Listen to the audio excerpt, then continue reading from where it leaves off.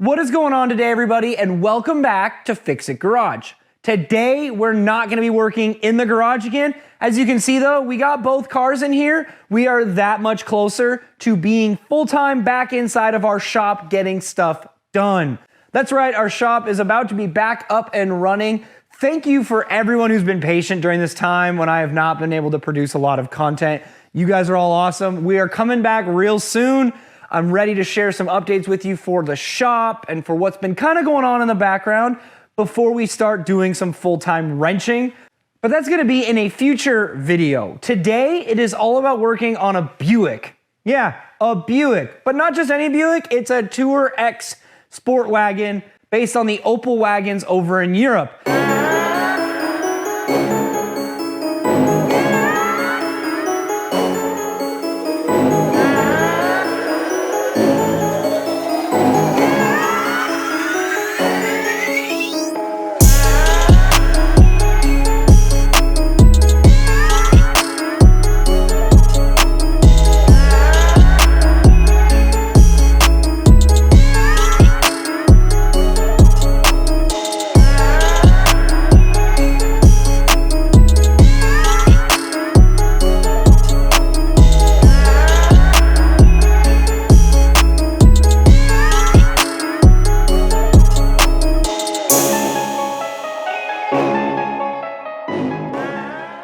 And any real car guy knows sport wagons are legit. Shout out to anyone who's a fan of an Audi RS6. You know exactly what I'm talking about. Well, unfortunately, this is not an RS6. It's a Buick TourX. It's a really neat little wagon. What are we doing to it? Well, we're replacing the shift lever assembly. There's a micro switch in there that goes bad, and this car is having the issue. You'll put it in park, and it won't register that you're in park because the micro switch doesn't trip. That's not a good thing. That's definitely an issue when you have one of these cars. You want to be able to shut the car off. If it doesn't think you're in park, it won't shut the car all the way off. That's definitely not what we want. So today we're gonna go ahead and replace the shift lever assembly. I'm gonna bring you guys along for it. If you own one of these, it's something that you can definitely do at home. But as always, if you do it and something goes wrong, it's not my fault. I'm just here to provide you guys with entertainment and some information. If you would like to do this yourself, please consult the service manual. Or if you're uncomfortable working on a car, take it to your local dealership to get the work done.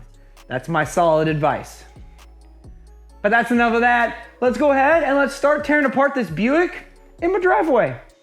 Before we get started, here's a few of the tools that you're gonna need. Some picks, some trim tools, a couple of sockets. I think it was like a 10 mil and a 7 mil is what you need. So that is really all that you need in order to do this job. Just those few tools. It's not bad at all.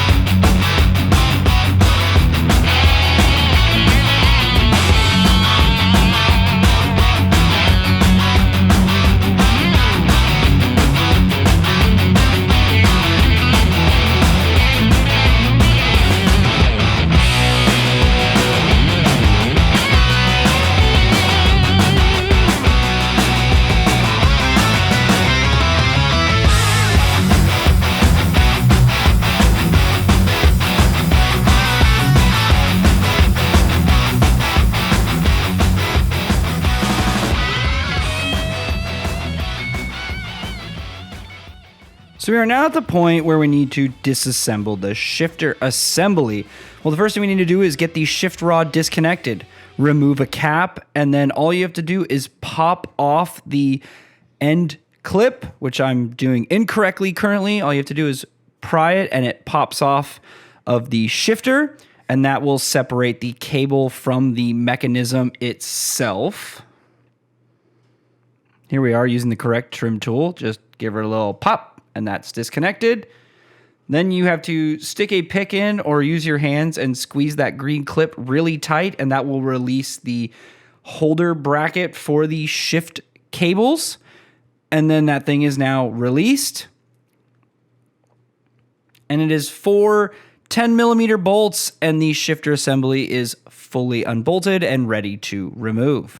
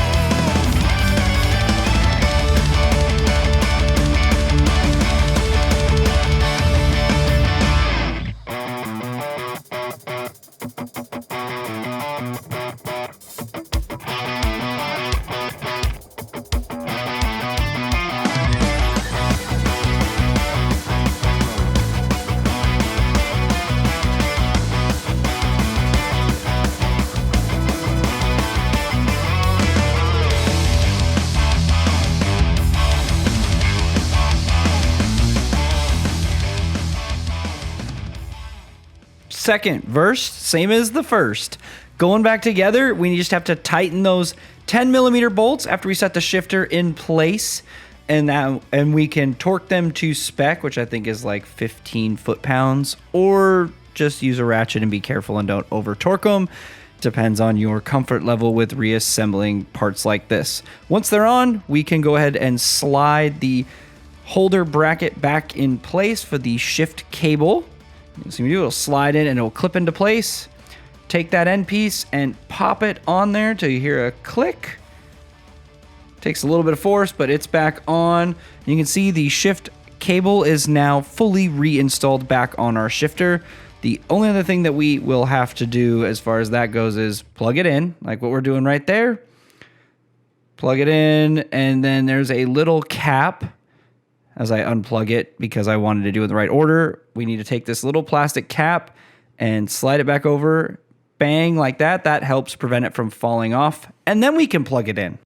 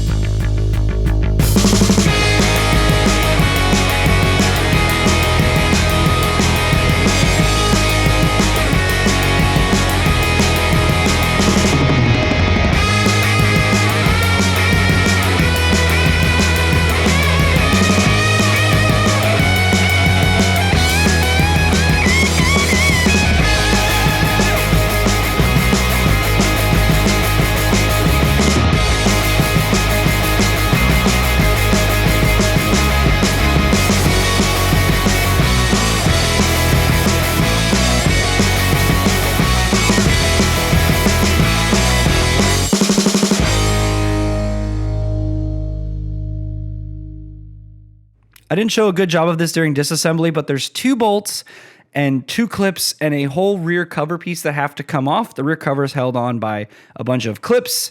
There's 2 clips that hold the vent in, and there's 2 10mm bolts back there that you have to take off in order to remove the center console. Well, when it goes back together, you do the exact opposite. Put the bolts in, put the 2 clips on for the vent, and then snap on the whole back panel.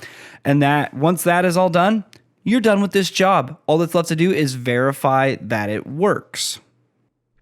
Any good mechanic knows that when you're done with the job, you need to verify the repair. In which case, that's what we are doing right now. We are turning the car on. We are shifting it out of park, into a gear, back into park, shutting the car off.